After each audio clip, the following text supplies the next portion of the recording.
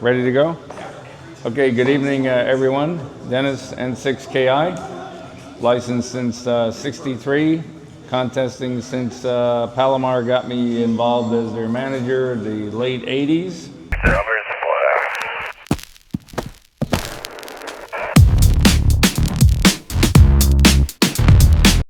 Took them from 36th place in 4 years to first place 3 times in a row into the early 90s, and then retired. And then got into real contesting with local guys and down to Mexico and here and there.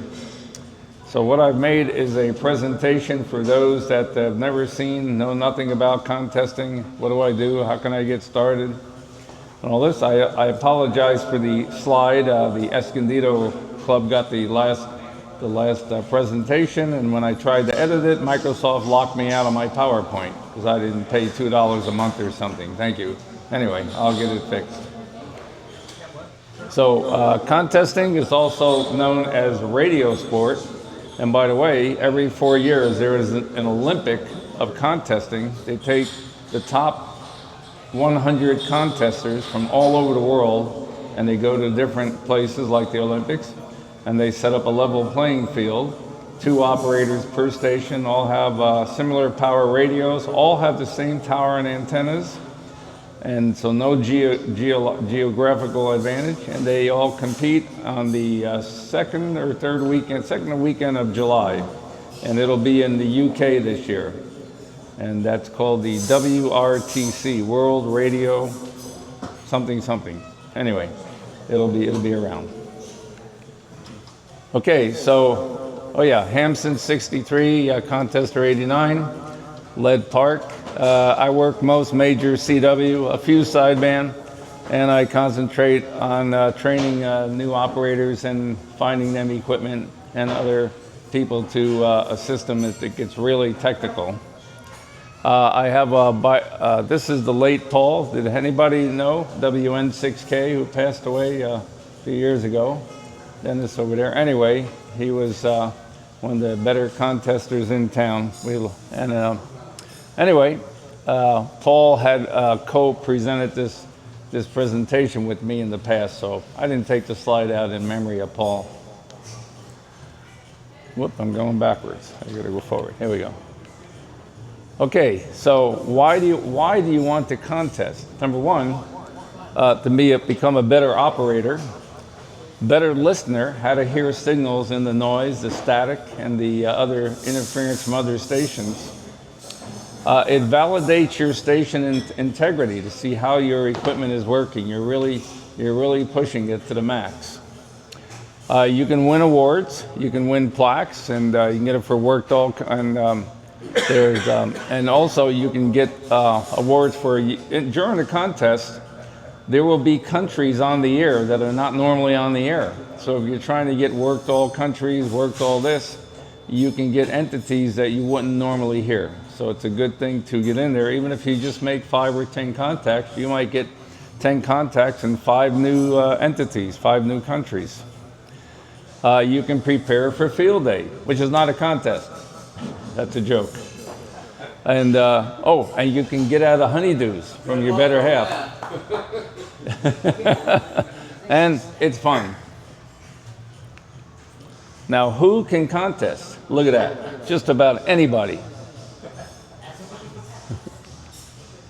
Okay, so what do you need? Minimum equipment. A good starter radio, doesn't have to be brand new. There's one that this guy here set him up with initially. Hello, Greg, wake up. Right, that's your radio up there, right? Your TS-850? That is a great starter radio you can get for $300 or $400 these days, and it can compete with the best of them. And you need an antenna, could be just a wire, and you need a computer, and you don't have to have the latest. Unfortunately, you need to have Windows because there's not much that runs on Linux and Apple.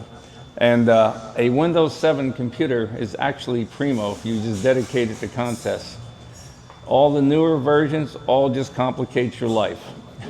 So if you get an old Windows 7 laptop, don't worry, just stay off the internet, as far as surfing and all for security. It worked just fine, and it works pretty much all the major contest logging programs. Okay, icing on the cake. A transceiver, okay, with RIT and an AB VFO. What is that? RIT is, if you guys remember you're on a net or something, or people are calling you, and some are calling you off frequency. You don't want to touch your main dial to tune them in. So you want to move your receiver without affecting your transmitter. That's called receiver incremental tuning. So you do want to have a radio that has an RIT control so that you don't touch your main dial and move all over the place. And 2 VFOs, because you could be calling CQ on one of your VFOs and quickly going over to the other VFO in between your CQs and tuning around to jump somebody else who's calling CQ once you get good at the game. You want a computer rig interface. Those, you can have even a 9-pin serial port, and they sell little converters to USB, or you have a USB port. So you want the radio to track your program, so when you log a guy, it puts the right time and frequency and date. And that's pretty much, you don't have to, but it's good for when they're doing log checking, when you send your logs into the sponsors. A tri-band antenna, like a Yagi, is, next step up if you, can do it. And that just multiplies you by 10, your signal, your power. Antenna for 80 and 160 meters, and 40, I should have said too. A wire dipole or a random wire loaded up will get you by. And yeah, you can probably, what's the shortest end fed that'll work 80 meters? Anybody know on these? About 70 feet? Okay. So, but you can get on 40 with less wire than that. And 80 and 160 meters can get very tough to work in contests because it's hard to radiate on these short antennas, and there's a lot of noise on those bands. A separate receive antenna port is neat. You won't find too many of the older radios, but you could modify it so that you can have a switch where if you have a lot of noise in your area, you can lay out put another antenna up to receive. If you have some land, you can put a couple of 100-foot wire just to receive on. Anyway, and you could do loops and other receive antenna schemes. But again, not 100% necessary. Icing on the cake if the radio has a separate antenna port, receive antenna. Okay, software. It will do the logging. It will do the keying if you're you'll be hitting the function keys, whether voice or CW, and if a lot of the radios have an internal voice keyer, or you can use an external one for calling CQ. If you're really getting into it and you're going to be talking for hours and hours, it's good to have something that has your recording for things you're repeating, because you're not going to have any voice left by the end of the weekend if you don't do that. But if you just put a few hours in here and here, you don't have to have the voice keyer putting out your CQs or sending whatever your exchanges to the other party. And of course, the logging program is checking to make sure you don't work the same guy twice on the same band, unless that's allowed. There are some crazy contests. For most contests, So how do you accomplish that? How does your computer accomplish? You have to be connected to the internet, or you don't have to be connected to the internet. You want the computer through the USB or serial interface to be looking at the program as you log guys. But the internet, what the internet will bring, and I'll get into it, is if you want to go out and see who else is on, you'll have, and I'll show you later, it's called the band map, and you can see who else is all calling CQ in case you want to go jump guys. And it also shows that you are spotted, that people all over the world can see you. So you can verify, oh, I'm on the internet network. But again, you don't have to. You do spotting too? Spot yourself, you mean? Yeah. Yeah, you can in certain contests. Other ones, they forbid you. So you got to check the rules, whether you're allowed. Like on one program I use, Control S means spot me, and legal. Yeah, and some of them will say, well, don't do it so many off, they'll lock you out and say, hey, you can't do it for another 10 minutes. So check the contest rules and see what they say about it. But if you do that, you enter another category. That's like you're assisted. You know, you move into another slot of competition. Okay, all Windows programs, no Linux, no Apple. There are some programs, but nobody serious will run them. Some of the programs that you can get are up here, WinTest. We were using, but we've gravitated toward a free one called DXlog, which I can assist anybody with. Very good, powerful, but more easy to use program, which is also free. Now, the guys that are race car drivers, they run N1MM, and that is also free, but it can be very intimidating if you don't eat bits and bytes for breakfast for that. But all the champion guys, the race car drivers, they run N1MM. N3FJP has been around for years, and I believe he does charge for that, but I think it's one of the simplest ones to use, from what I've heard from the beginners. DXlog, we mentioned, yeah. And then there are, for a certain contest, if you buy a program and it's something obscure, some people who sponsor the contest provide a version for you to run. You download it, but very seldom. Okay, here's what you need to start out. A very comfortable headset. Do not use a speaker. I mean, unless you sit in an anechoic chamber. Also, people, noise, distractions. So you want a comfortable headset. Buy the best comfortable one. There's so many out there. Radio Sport, Heil, you know, find out. Borrow one. If you can, borrow one from a buddy before you put money, because you can put hundreds of dollars into these headsets. A foot switch, you want to keep your hand on the keyboard most of the time, seldom on the mouse, and try and do everything from the keyboard. Makes you go faster and less fatiguing. The foot switch is, I recommend, I didn't put it in here, but if you forget, you'll send me an email, that I know of one that is very non-fatiguing that you rest your foot, made by Line Master in Connecticut. And I can put that out later to tell you that. Okay, the digital voice keyer, again, so if you're calling CQ by voice and you're doing it for hours and hours, make the recording. The less you use your voice, the more energy you're gonna have and not a sore throat at the end of the weekend.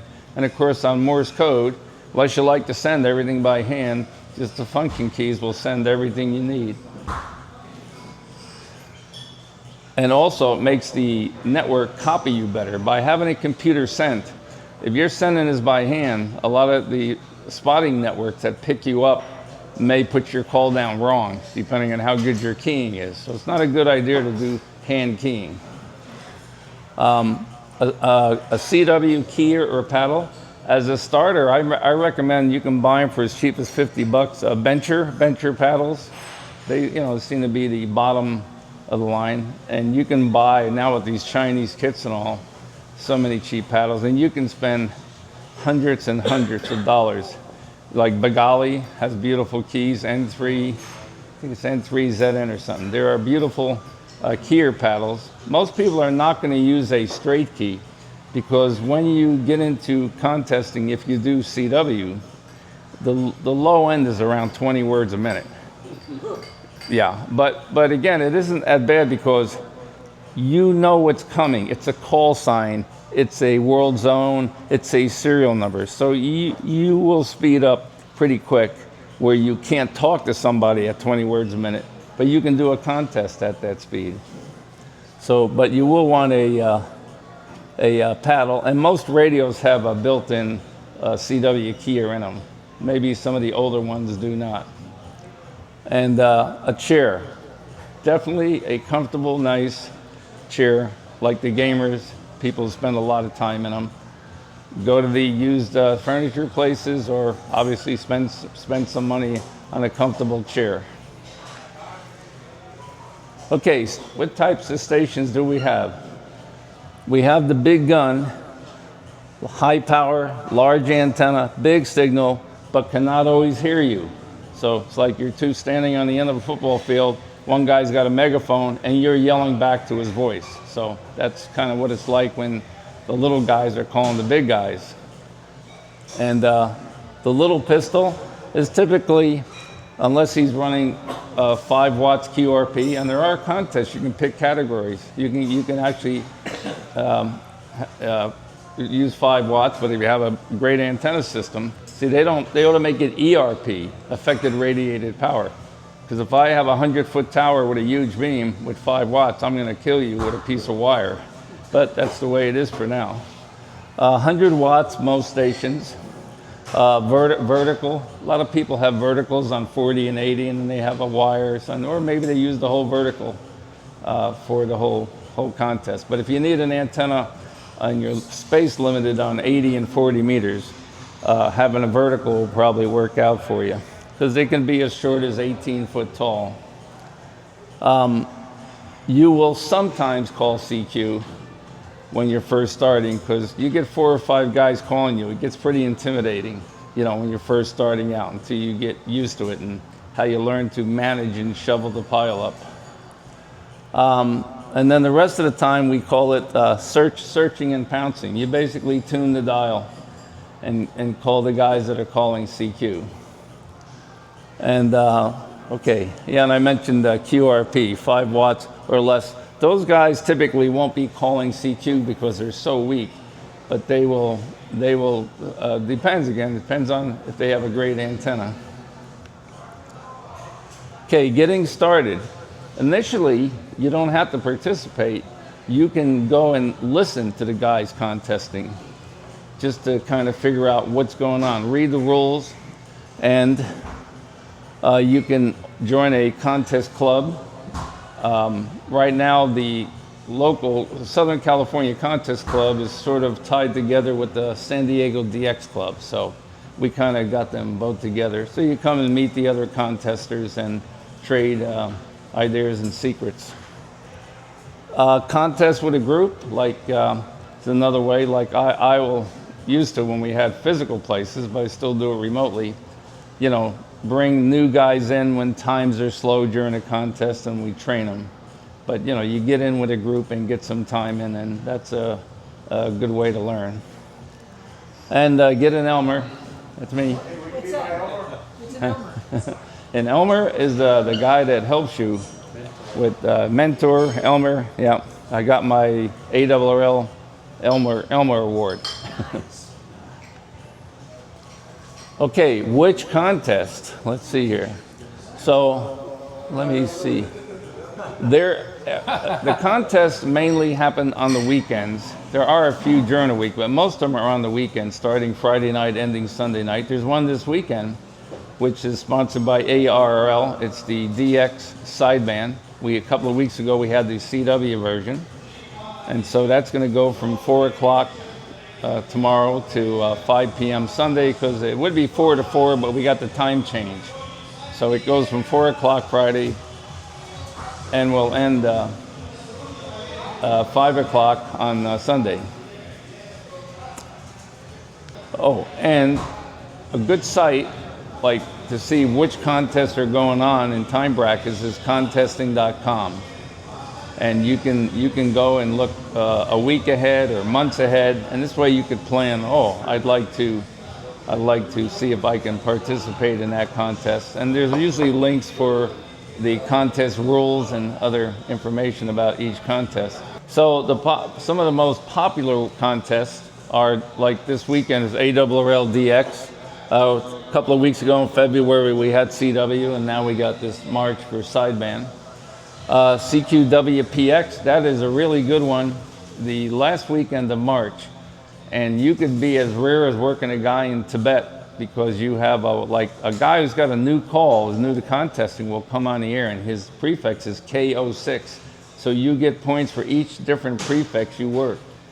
And there ain't a lot of guys with just starting out that are in contests. And so you could be rare and be brand new just by your prefix. And what people do too is, I have N6KI, but there's too many N6s, but we have a club call, which is NX6T. So we'll get one with we get a contest club and get involved with that, and then have a pick or borrow somebody's call. You know, if you know another extra class that has a nice call. We used to use KZ6 X-ray. We used to borrow his call for the contest. There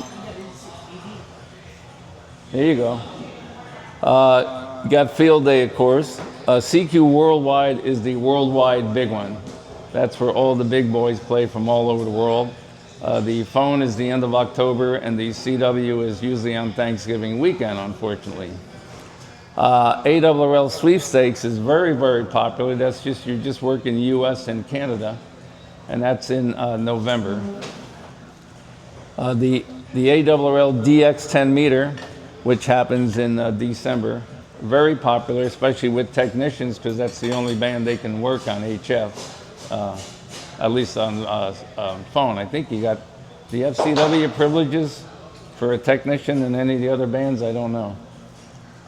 And the North America QSO party happens CW and sideband January, and then also they do it again in August. And CQP, each state, most states have their own QSO party where everybody in the world tries and works all counties of that state. The most popular one in the world is the California QSO party. People from all over the world try to contact all the 58 counties in California. And that happens in October, first week in October. Which county in California do you think is the hardest to get? Well, the ones up north, like Trinity and Siskiyou, and yeah, those are very, because there's no hams, and people have to travel, go there and set up like a field day station and put them on the air. And they try to arrange every contest to get people to go and do that. Or they get a guy in a car, mobile, to rove around and drive around to the counties and put them on the air for you. Okay, the rules. Again, there's general and specific rules. So there's general rules for each contest, again, listed when you go to look at the rules for the contest. And then there's, for each particular contest, there are specific rules. The date and time of the contest, the band and modes. So you can never use the work bands in a contest, never ever. You're never allowed on the 30, 17, and 12 meter bands. And then there are specific, sometimes there's contests just per band, usually just 10 meter. I don't think there's any other single band contest in 10 meters. And then the modes they tell you. And you are in some contests allowed to use digital modes. They count it like CW contacts. Exchange, and they tell you, yeah, what do I tell? What do I give? Do I give my state? Do I give them a serial number? What is the exchange that you trade with each other? And there also may be rules on how often you can change bands. As a single operator, most contests, a guy can say, oh, I need your state. Hey, will you please move from 40 to 20 meters? But other ones, if you're multi-operators, usually you're stuck on a band for 10 minutes. So somebody who asks you to move, say, sorry, I can't. Unless you're in a mode where later on, where you have two of you on the air running two bands at once, and then you can say, hey, we're also on this frequency, call us over there. But as a single operator, you can jump. If you're in a regular multi, you may be stuck. Multi-operator, one radio, you could be stuck on a band for 10 minutes at a time. Multipliers are, for each contest, different things. A country, a state, a county. Again, the contest denotes what gets you more points. And like in what we call the WPX, a prefix. When you work that the first time you get a prefix. Scoring will be done by the program, so you shouldn't have to worry about that at all. It'll tabulate your score. Where and when to send the log when you're done is in the rules. And you have to submit a file format called Cabrillo. And all these programs will generate that file for you. No more paper logs, no more hand logs. And the format is Cabrillo. Okay, contesting on the web. You can look at the ARRL, sponsors a lot. CQ Magazine would also sponsor a bunch. I haven't looked at their website. At one time, there was this fellow in Sweden, SM3. He had a very good website to look at. DX Zone was another one, and NG3K. But there's no problem just going and finding out just on contesting.com. And there may be some other sites that duplicate the information. Okay, example, the North America QSO party. It's only a 12-hour contest. It's on a Saturday, and they have it on January and also August. And a single operator is allowed to work 10 of the 12 hours. Multi-operator can work the whole 12 hours. And normally this one's from like 10 or 11 in the morning to 10 or 11 at night. Okay, so your score, number of contacts, and the multipliers for their states and provinces are your multipliers. So you get all the U.S. states and then the Canadian provinces. Exchange, you will give a name or a nickname and a state, province, or country DX. Now for names, be careful. You don't want to get on and say, my name is Ishmael, because the guy's going to be there spending 5 minutes saying, how do you spell that? Waste a lot of time. So a lot of guys will pick easy names, like I use Tom, and other guys use Ed, or they're having fun, they'll pick a funny name, like when they had the voting problem in Florida years ago and the little pieces of paper screwed up the thing. So everybody was named Chad. And then because we had male and female operators, had a problem, because you had to use one name. So like on Saturday Night Live, we became Pat, because no one knew what sex Pat was. So you can play around with names. Okay, so here's a typical log. You see the program logs of frequency, like this is on 20 meters. You see the time, and the times are all done in Zulu, Greenwich Mean Time, or UTC time. They're always logging that. And you see the call, and you'll see the name, like my friend NN6X, his name is Paul. One day we worked a guy in Sweden or Finland, and his name was Risto. So we fought with that for a while, and then he kind of picked that up. He liked to mess with everybody on the air, make them copy Risto. Anyway, and as you see, they change bands, and let me see how this works. Oh, there we go. So you'll notice here he went to 15 meters. So he was on here at 0023, at 0029, and he's working N200 Joe in New Jersey. And then blah, blah, blah. So he changed bands, and the log reflects that. Hey, that K6AM, that guy's right here in San Diego. That's K6AM, that's on. Okay, operating pre-preparation. Practice, you can practice by listening, tuning around, listening to guys, what they call running pileups, where multiple guys are calling. The one thing you want to first learn is who owns the frequency. So the guy calling CQ owns the frequency until somebody knocks him out or removes. And you want to know, oh, that's the guy calling CQ, or that's the guy calling him, so you know when to jump in, and you don't want to call the wrong guy. You don't want to, or talk at the wrong time. So you learn who's the guy calling CQ, when is he done with the other station by saying thank you, QSL, and then he'll say N6KI, QRZ. And so you know when to jump the guy. You can, some of these programs, at least for CW, although they may have them for voice, especially CW, they have simulators. So it has a practice, it makes you, the computer becomes the guy on the other end, and you can practice working a contest when there is no contest. And the computer generates the guy you're calling. You need to learn phonetics on a voice, of course. And, like one of the worst phonetics used in radio was great during AM days is G for golf. It gets buried in the noise. But if the guy's trying to get your call and you're trying to give him a phonetic, like for G, use Germany. He could have missed it. Okay, or Guatemala or something. But yeah, there are some phonetics that don't make it through. Most of them do work. My second to last is X. X-ray. I get echo. And huh? I get echo a lot. You get echo when you say X-ray? Yeah. I don't know how they can do that. I don't know. Yeah, that's a tough one. And there's no like X-rays. So the other thing is, if you're picking a call, be careful what you pick. Make sure you pick one. Like when I picked N6KI, I wanted, first of all, multi-syllable. So instead of saying this is WA6 Alpha Bravo Charlie, I can go N6KI. By the time I can get my call out 4 times by the time somebody gets their long call out. So pick a short, easy letters.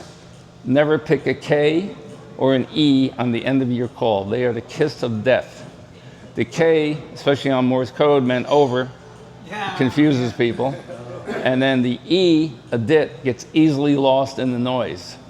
So these are 2 letters you probably want to stay away from.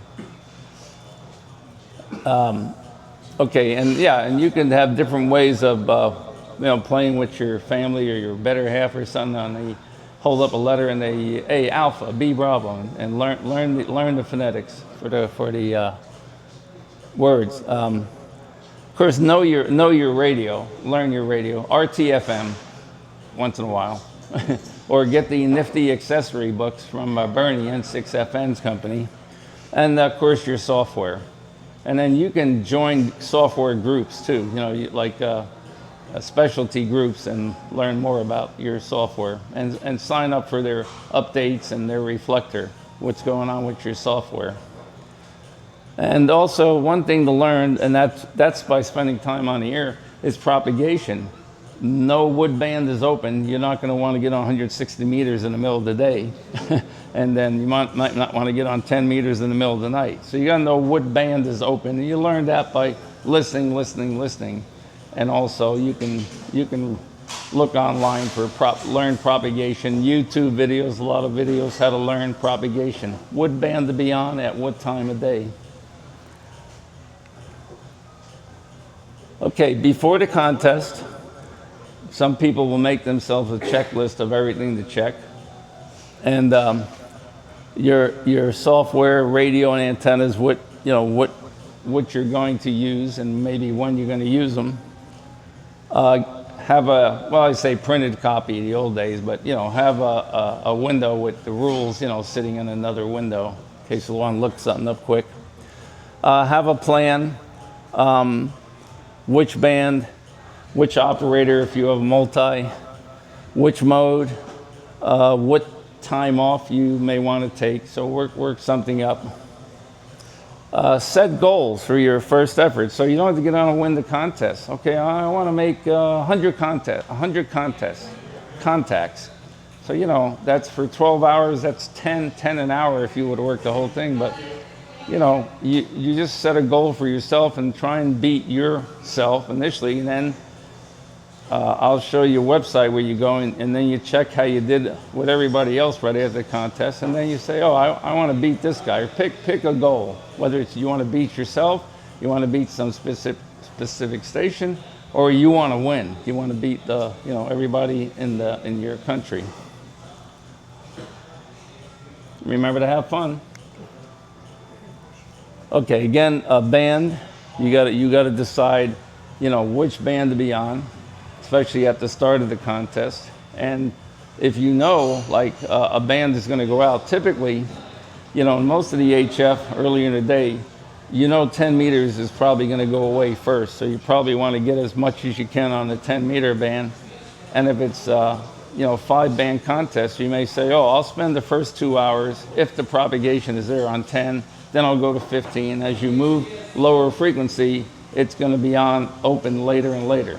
So as each band dies, you would move up to a lower frequency to a band that's open. Well, the log exchange and sent and received. It's the log as far as it will sometimes, depending on the program, pre-fill. It'll look at a database of all logs in the world of what the person has done, like maybe for the last 10 contests, and you can turn this on and off, and it'll suggest what they're probably going to give you. So if they're fading in and out, and you're having trouble hearing, sometimes if it says Oregon, and then you look and listen, oh yeah, he's saying Oregon, you hear it fading in and out. So sometimes the pre-fills help you, sometimes they mess you up. And you say, oh yeah, I'll take that one, and it was wrong. And of course, asking for a repeat when you have to. Usually you don't want to, the guys that are serious and running don't like to do repeats because you slow them down. So the best thing is to get on frequency, learn who owns the frequency, and listen to the exchange. Most contests, it's the same. He's just going to go Paul, California, or something. Or if it's a serial number, then you have to pay attention, that he's counting. And so you missed it. That's all right. And you fade it out. So you listen for the next guy. Oh, I decreased my serial number by 1. Or he worked 3 guys after you. You can calculate what your serial number was if you somehow missed it and the guy moved on. Okay, this is what I said. I can hear you. Can you hear me? Well, yeah. It's not reciprocal. Just because you can hear him doesn't mean he can hear you, depending on his power and his antennas. Same power and antenna, similar antenna stations will typically hear each other. High power stations are going to be heard, but may not hear you. Just something you're going to learn. And you'll get to know call signs like, oh, that guy's running a lot of power, big antenna, and you'll get to know after a while who's going to hear you. Okay, as far as, information is power. To know which, for the real more serious guys, they kind of know they need certain countries or counties and that, and they kind of know in advance who is going to be in the contest and when and where to look for them. Information that can be garnered by looking at old log scores or more information on the internet, or they make announcements.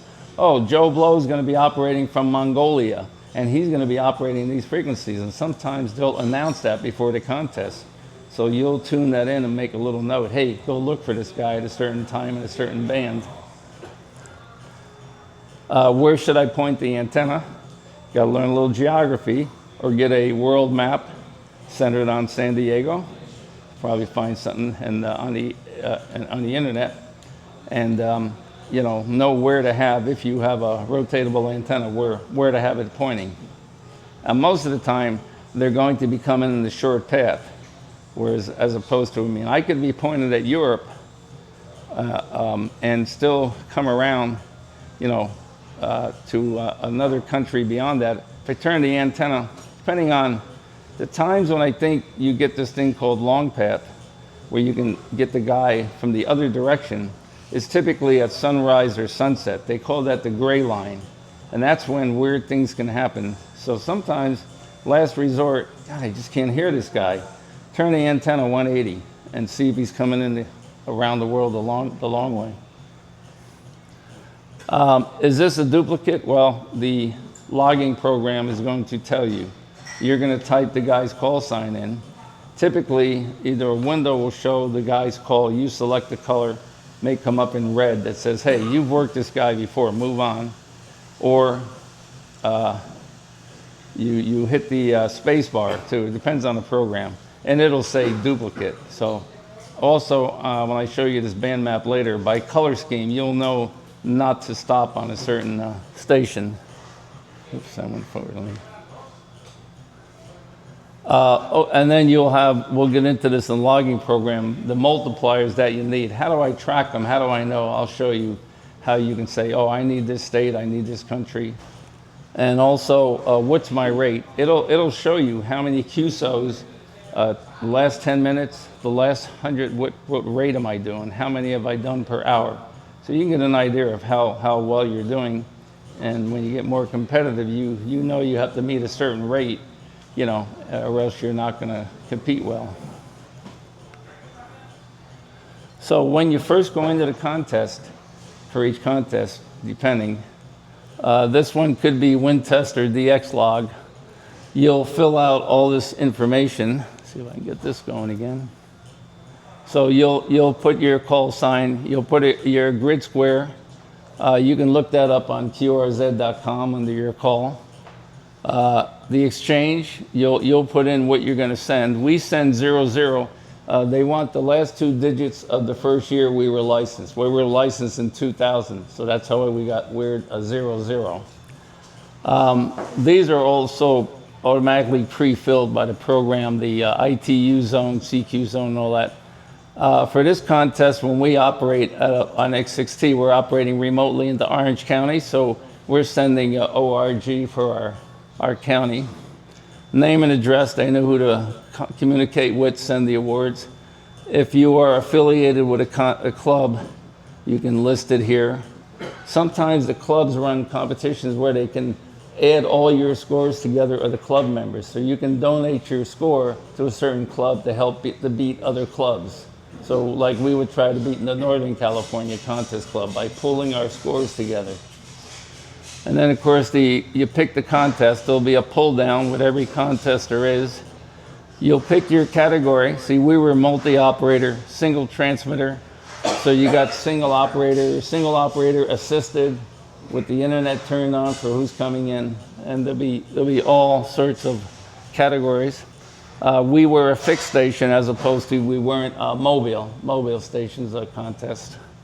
And your power category. Low power, again, is typically 100 watts or less, QRP 5 watts or less, and high power is anything over 100 watts.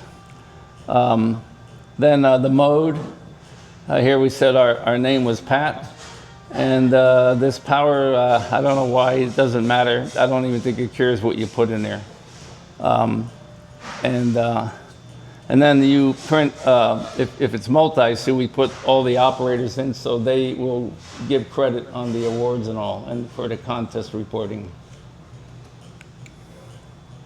Also, here's your computer interface stuff. So you guys at the Computer Geeks will recognize what's going on here. Typically, it'll default a lot of stuff, and you can change it. And then here's your connection to your radio. So you'll tell it which COM port it's on, you enable it. You might have one, you might have 2 radios, you tell it which one it is, radio 1. Radio 2 might be on another port.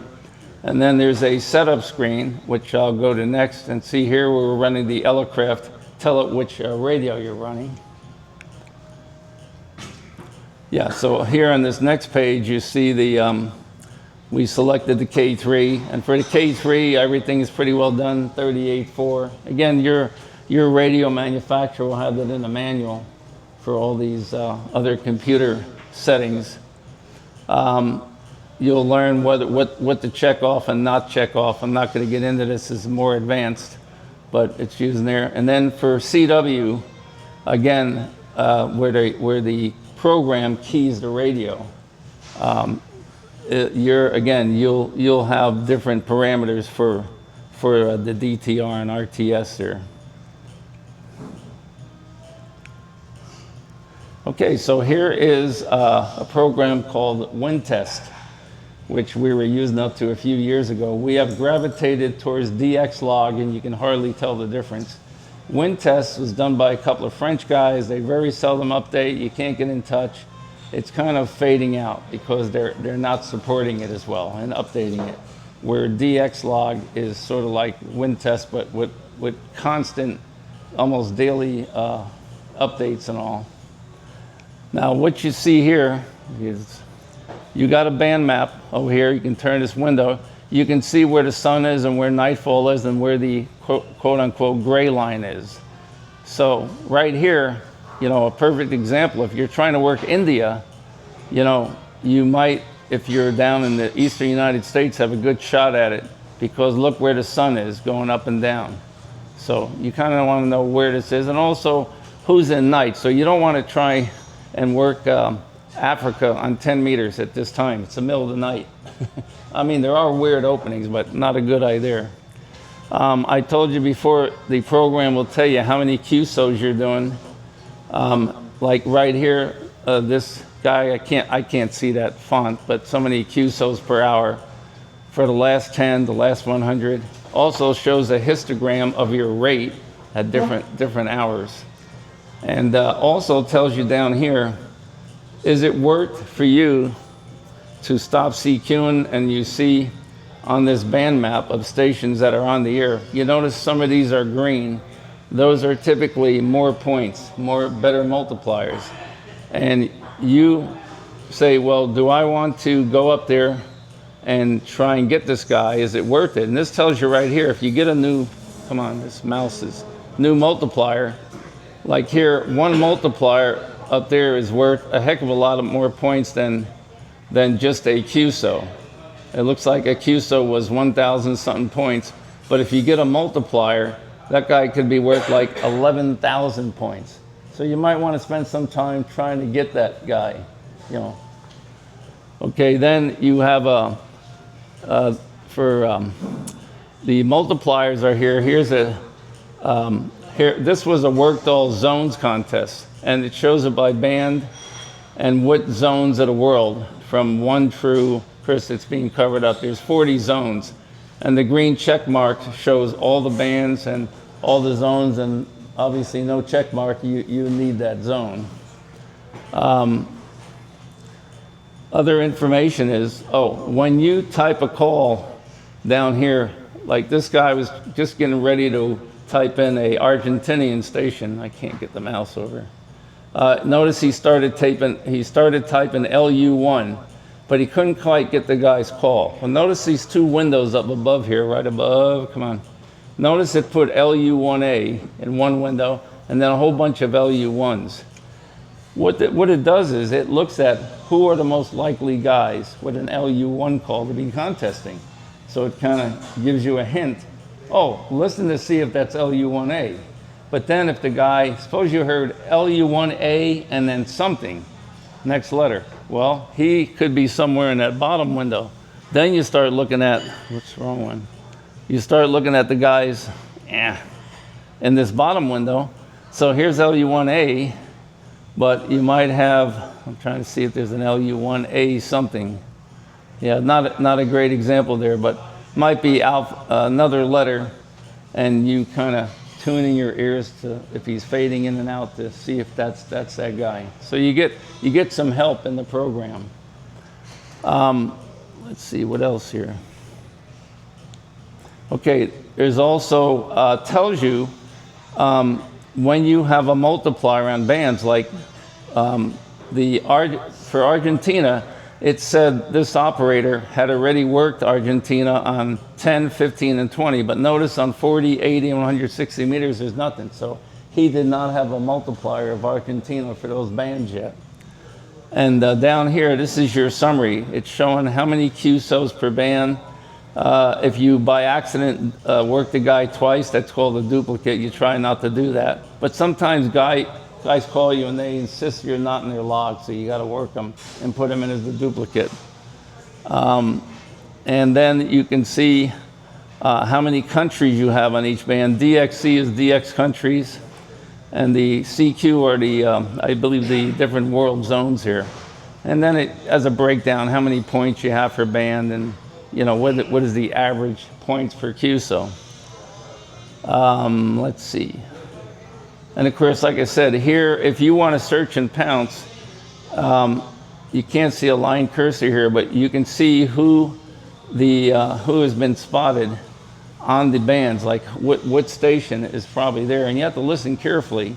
Sometimes, if it's on Morse code, they're fairly accurate. The internet picks it up and posts it just by you calling CQ. On sideband, there's nothing listening to the voices yet. That's coming. Probably AI is going to help do that, but everybody, different language. They're all English, but with accents, it gets tough. But with the, so you should listen in case somebody was on. These will stay in that band map for up to like 30 minutes.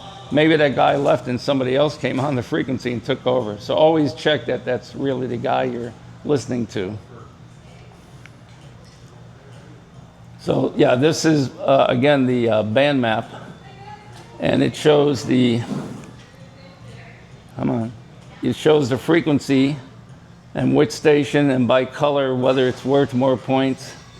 And I'm trying to see why it has a number after the call. Could have been his last serial number or something that got reported. But there'll be other information, and you can turn that on and off. You can tell it what information you want it to report.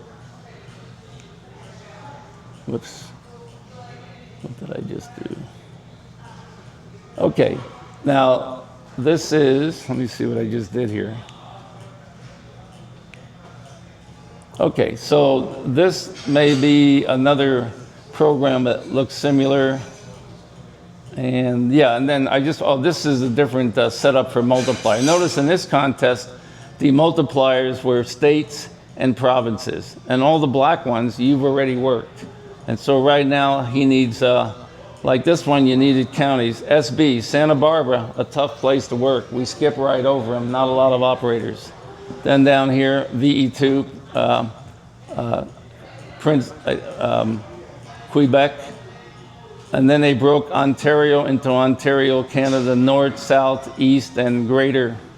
So you can see, and these are hard, VE8 and VE9 Canada, Northwest Territories, and New Brunswick are tough to get. So you keep track of what you need here and who to hunt for.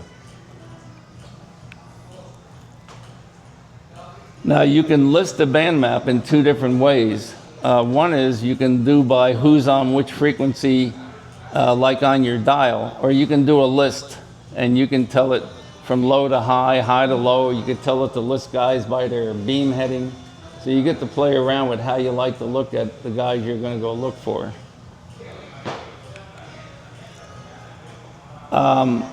This is what's going on the internet network, the packet, they call it packet. And you can go off to this window and you can, first of all, you can come down here and you say, hey, I wonder what the conditions are. You click on show WWV, it'll show you what they call the sunspots, solar flux that is. This is the time of day. This was at 0600 Zulu. The solar flux was 159. Obviously, the higher the better. The A and the K index, you can do the rest of your life studying how those numbers and the sun and the sunspots all affect. You would like these numbers to be very low. Like 13 is a lot better than 24 as far as what you can hear on the A index. And this K index, you'd like it to be closer to 0 or 1. It also tells you if there's any activity going on with the sun that could affect you. Minor, major storms, G1, R1. Again, you can spend a lifetime looking at that. You can also tell your computer program to refresh and hit this. This says show DX100. Show me the last 100 spots that was told to the internet and refresh my screen. And you could also, if you're looking for a multiplier, what I've done down here is I needed, like this guy, N6RA, I needed Santa Barbara. So I put his call in that hot button. And I needed Canada, a certain province. So I put the Victor Oscar 2. I could click on that button and then watch in here. And if the guy has been on in the last so many hours, it'll show you the last frequency and time he was on, and you go looking for him. Again, if you operate this, you are assisted now. So you operate into a different category, as opposed to guys that they just listen, they don't know who's where. Okay, get the exchange right. Again, the exchange is unique for each contest. Obtain it from the rules, or just listen in the contest and figure out what they're giving if you couldn't find a copy of the rules. Like I said, for NAQP, it was a name and state. For field day, category 3A, I mean we have 3 stations, A category. And then the section here is San Diego. If you need to ask for, obviously that was for CW, send again, repeat, tell the guy to repeat what he sent. QSL, confirming. If somebody asks you to repeat a piece of information and he says to me, is that N6KI calling? Don't go, Yeah, N6KI. If you repeat the call, and he's having trouble hearing you, by you repeating the call makes him think he copied it wrong. Just say QSL. Once a guy has your information and he has it correct, just say QSL. And you don't have to repeat anything. You repeat it, and then the guy may, he must have sent something else. Consider a vanity call, like I talked about, for obviously less letters you have to say, WA6, what is it, NVL, Ray? As opposed to N6KI. See, I don't have to get 3 more letters. Okay, so your operating methods, I guess, were call CQ, go to a frequency, listen, look at the band map, and always ask, is the frequency in use? Because somebody could be on transmitting that you don't hear, but you only hear one side of the conversation. So always make sure that the frequency is clear before you call CQ. Make your CQs short. So CQ contest, November 6 Kilo India. Don't CQ contest, CQ contest, CQ contest, November 6 Kilo India, November 6, you're killing yourself. Just, they'll pick it out. And then in between, don't wait too long. If I go CQ contest, November 6 Kilo India, CQ contest. So I leave about 1.5 to 2 seconds. I don't leave 5 seconds because they'll tune the dial. They'll tune right past you. They'll miss you.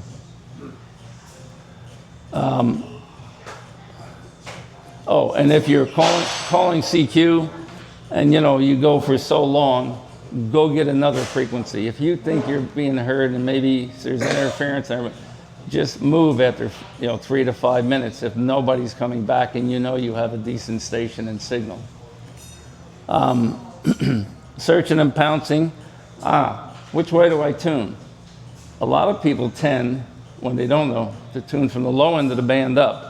Well, if everybody's doing that, you're all jumping the same pile up. What I do is stop on the top and tune down against where most people are tuning. So you're not landing on competing against the same guy who may be knocking you out. Tune from high to low.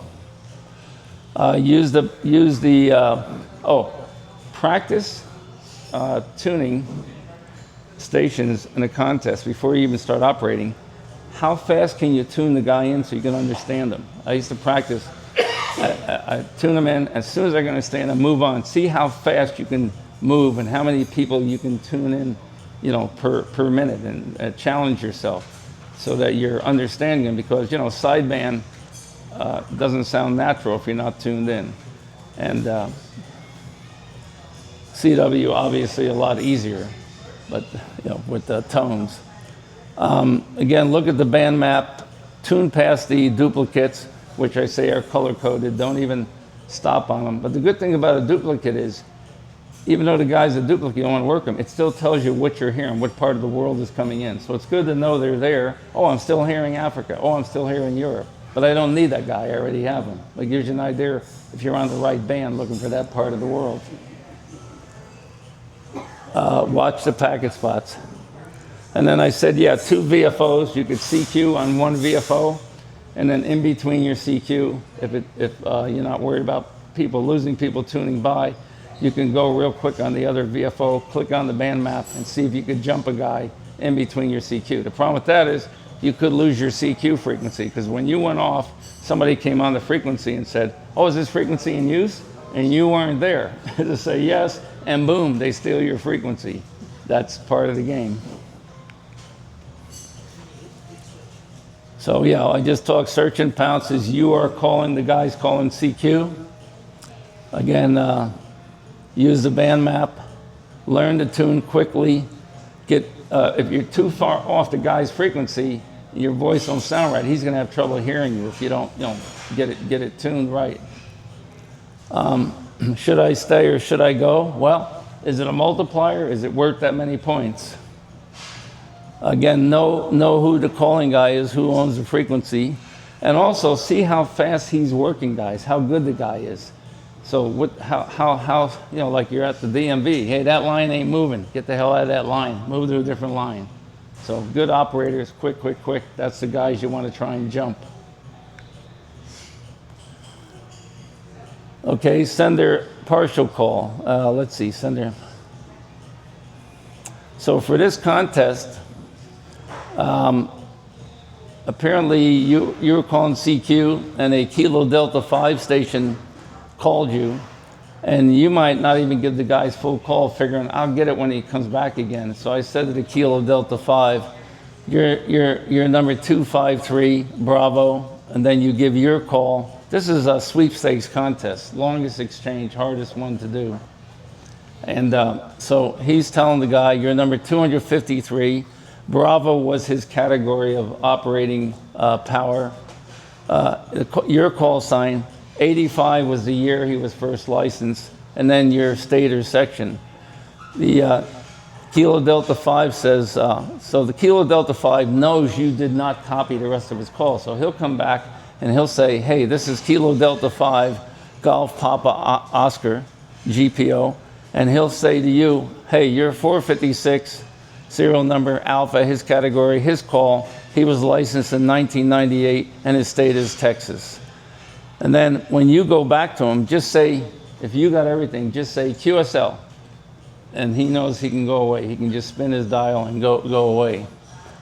And also, if the guy comes back to you and he says, oh, is your call NN6X? And it's correct. Again, don't say, yeah, this is NN6X. Say QSL. If you repeat it, he thinks he had it wrong before. Now, a little bit of old monitor. Well, old memories. If you can't remember all the, here's a for some of the beginners back then. Little post-it notes to remind you of certain things that you can't seem to remember, or tough to remember because there's so many different shortcuts. So don't worry about an old monitor or post-it notes.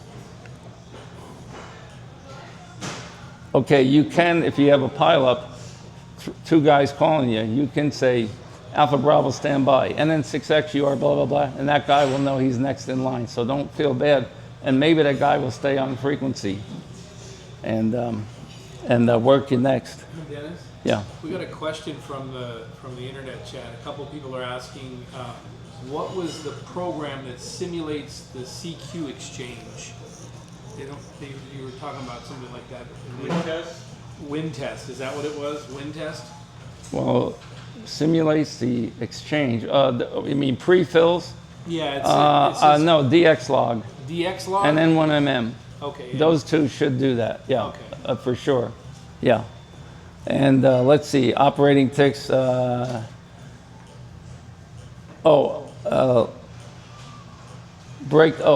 Techniques for breaking up the pileup.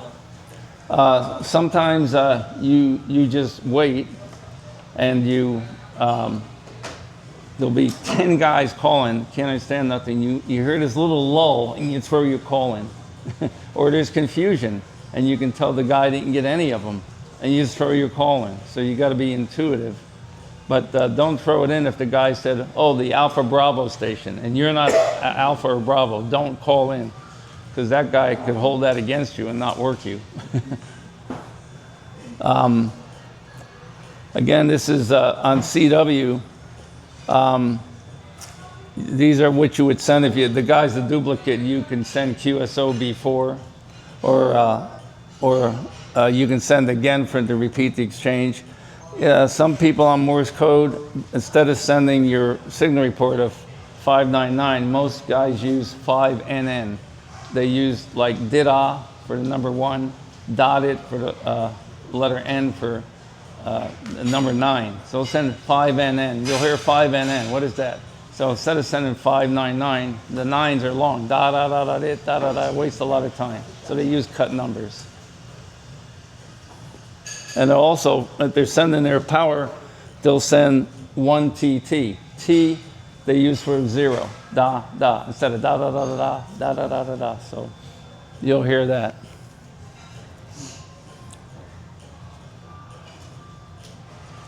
Okay, so we'll have a mini pile up here.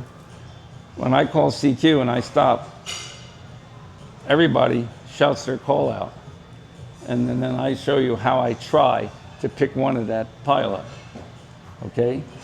And then the exchange will be 5-9 California. So we ready? CQ contest, November 6, Kilo, India. Alpha Golf 6 Kilo Alpha. Well, I need a whole bunch of you. That wasn't a pilot. So throw your call. Ready? CQ contest, November 6th, Kilo, India. K6 BBW. Alpha Station, Golf 6 Kilo Alpha. yeah, station with Alpha Golf. Alpha Golf 6 Kilo Alpha. Alpha Golf 6 Kilo Alpha, 59 California. QRZ? N6NY? N6NYX, 59 California. Report. Thanks. November 6 Kilo, India. N6 BB. N6 BB. 59 San Diego. 59 California. Anyway, so yeah, you quiet the rest of them. Now, if it's 100 Italians calling you, you're screwed. They won't shut up. My cousins have the worst discipline. They all cover each other up. Okay, so after the contest, what do?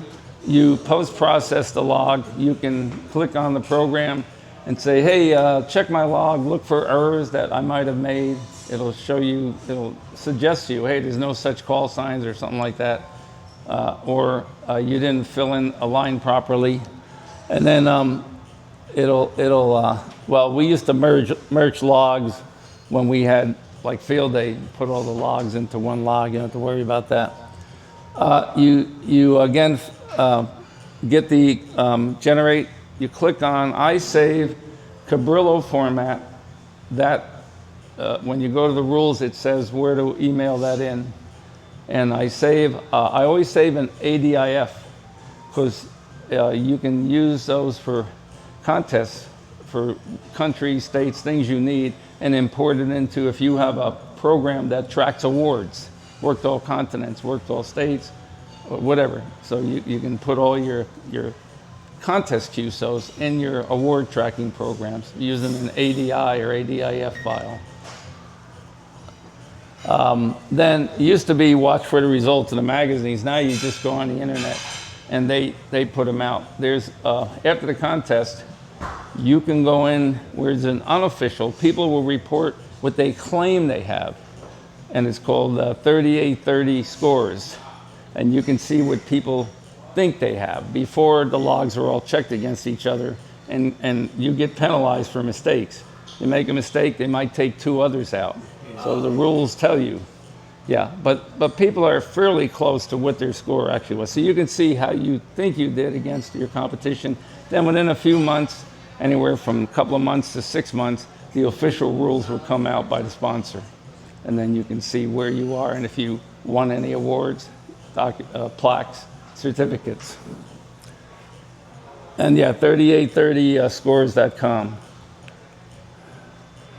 You can look at the contest. Here's what you did by time on the bottom, UTC.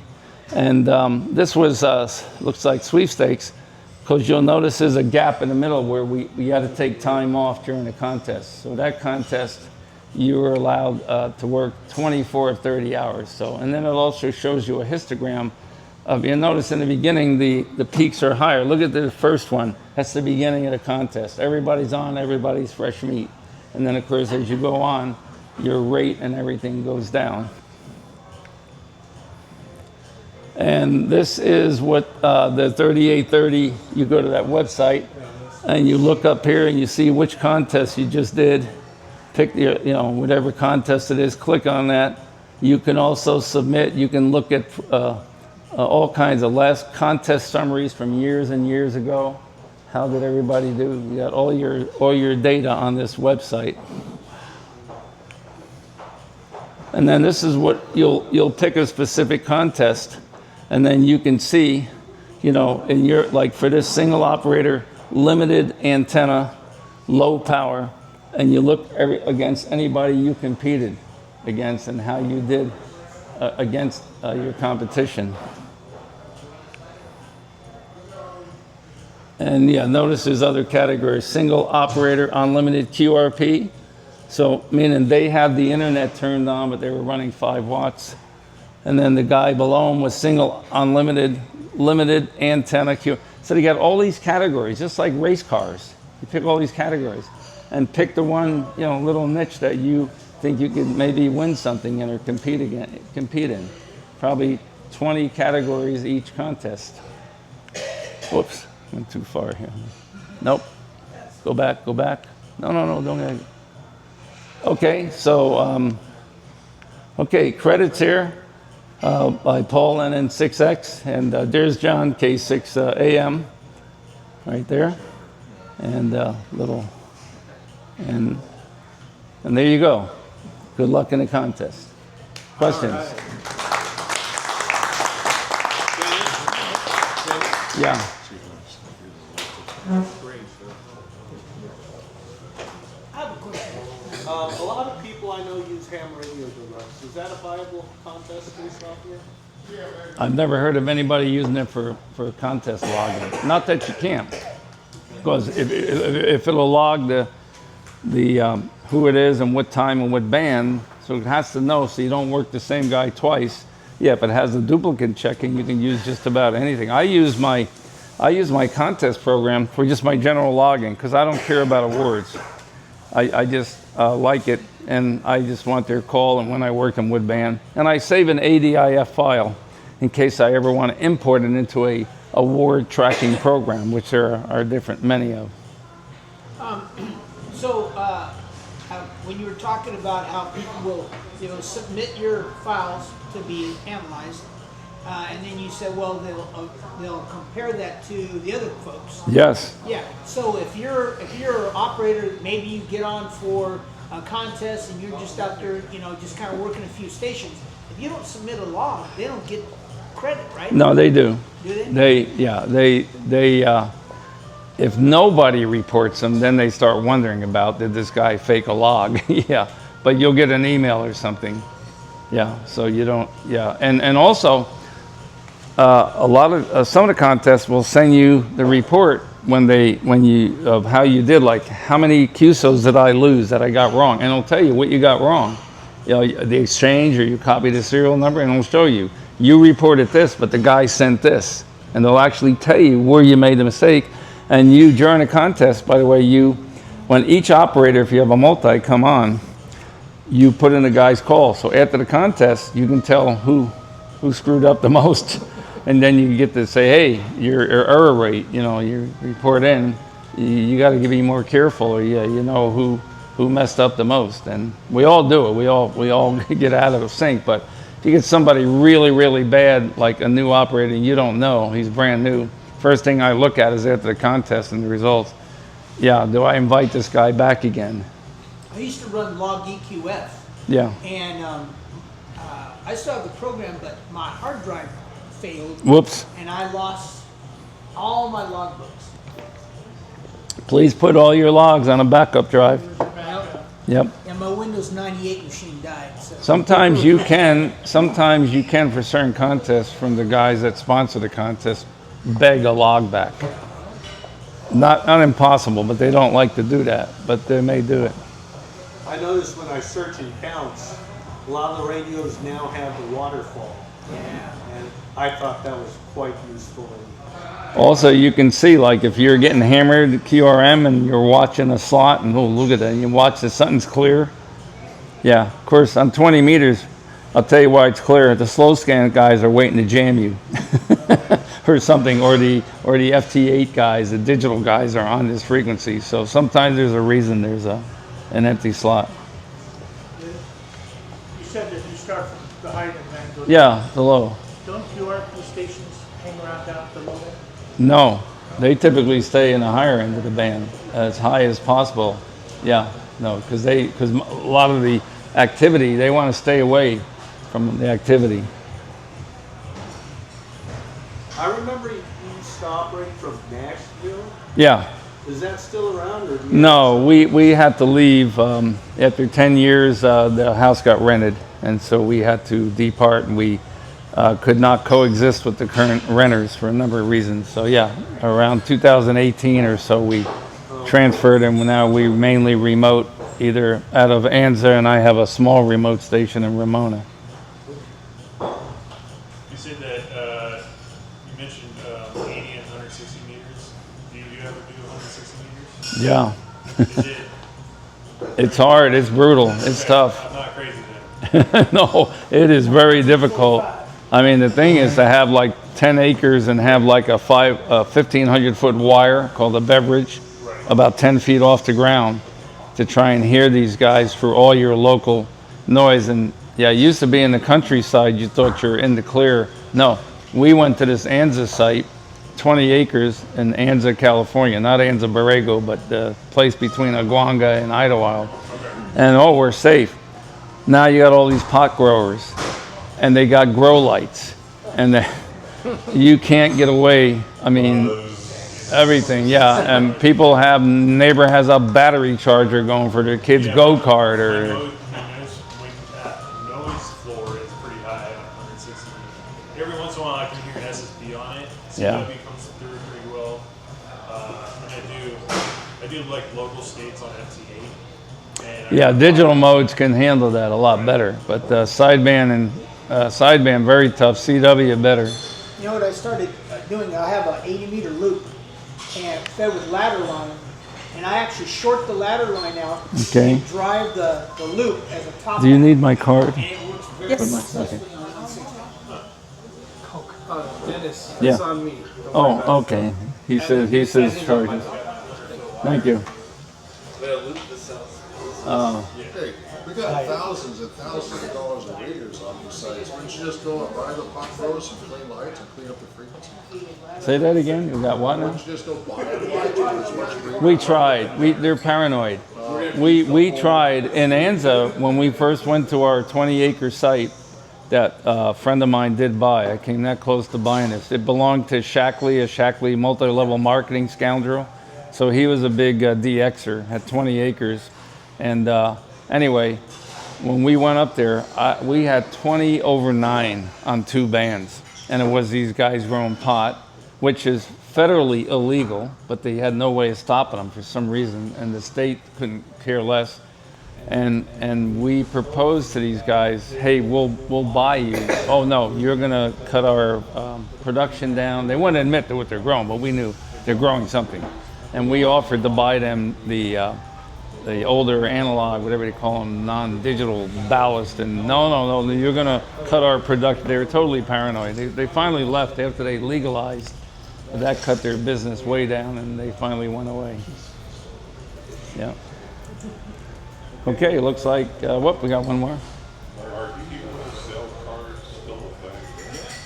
Yeah, but they're getting to start to go to digital modes where they send it digitally now. I noticed a lot of they're doing that, but a lot of people have gone to Logbook of the World through ARRL. So because it gets too expensive, it could take 2 or 3 years to get a card. But there's a lot of people that won't do Logbook of the World, and you're trapped into sending a card and putting a few dollar bills in there and hiding it so it doesn't get stolen at the foreign post office. So yep, but they're still around. And most of the contesters don't QSL each other. You don't see a lot of that unless it's a DX contest, and those guys know that people want a country that is not often on. Can you share your thoughts on single operator tune radio? Well, this is beginning contesting, but but yeah, I mean that you get into that later. I don't do it. I don't. I use 2 VFOs. I'll jump VFOs, but I don't use that setup. I'm too far gone, or just don't. I don't enjoy it, like I do. But yeah, that can be a whole different, contest. 301 or something on that. And get one of the champion guys to come in and to talk about it. But that gets very involved. Usually, you're better off on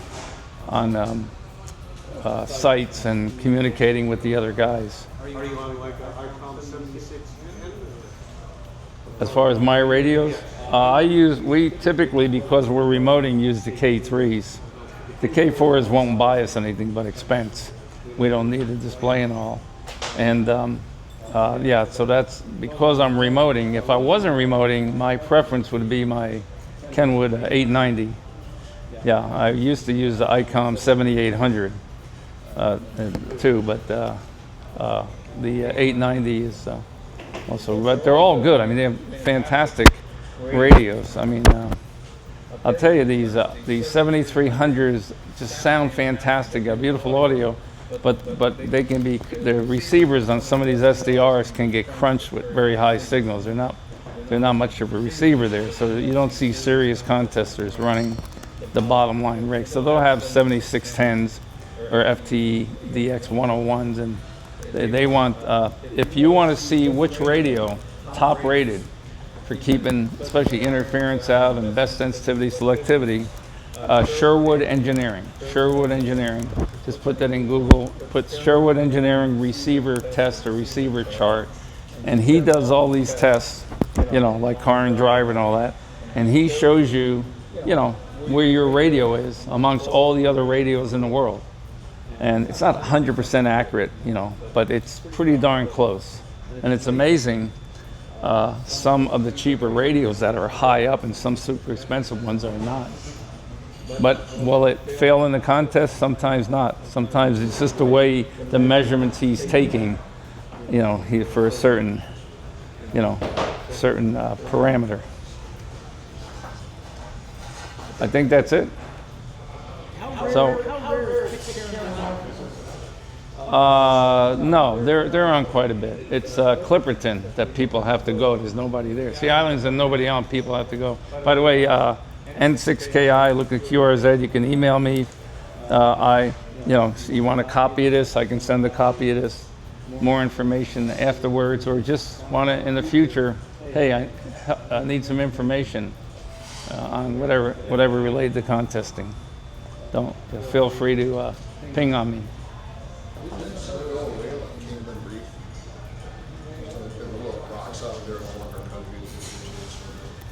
Cayman Reef? I don't think it's Cayman.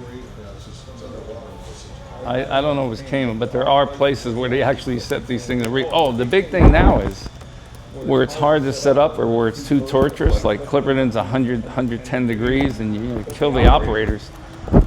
This one that was just on, the Secchio off of Puerto Rico, this island, they're operating, they put the radio in a box on the island, and the guy, through internet connection, through Starlink, whatever he did, and there's no operators. The radio's there on the island, so it counts. You work the island, but he's sitting on the boat operating it remotely. So there could be a lot more of that coming, because some places, there was one expedition, they were trying to go Scarborough Reef. It's contested by countries. They actually, a bunch of guys got killed by the North Koreans or the Chinese, or yeah, they just blew the boat out of the water, these guys. So yeah, there's reasons why be careful where you go. And also you may not want to torture yourself to be on the island. You know, just get the equipment set up and then get off and stay on the boat, stay warm, stay rested, stay hydrated, and operate. Yeah, they're very difficult to get on. It can take years to get permits and all that too. Oh yeah, yeah, it's they can be very difficult. And there is a list of the top places needed, you know, in the world. There you go, top VX countries needed and reasons why. They're very hard to get. So right now, was it Beauvais coming, 3Y0X? Has just gone on. It's about 145 degree heading off of between South America and Antarctica, somewhere down there. I have not heard them very well, even with my big station. Not the remote, but my 4 elements at 70 feet. They're kind of weak. I don't know what their antennas are. They're pointing the wrong way, or propagation, but I haven't heard them very well. Yeah, I heard it once, but he, just as I started, got everything tuned in, and by the way, when you're calling these expeditions, very seldom, if ever, will you call them on their frequency. You'll hear them say the word up. It means they're listening up frequency.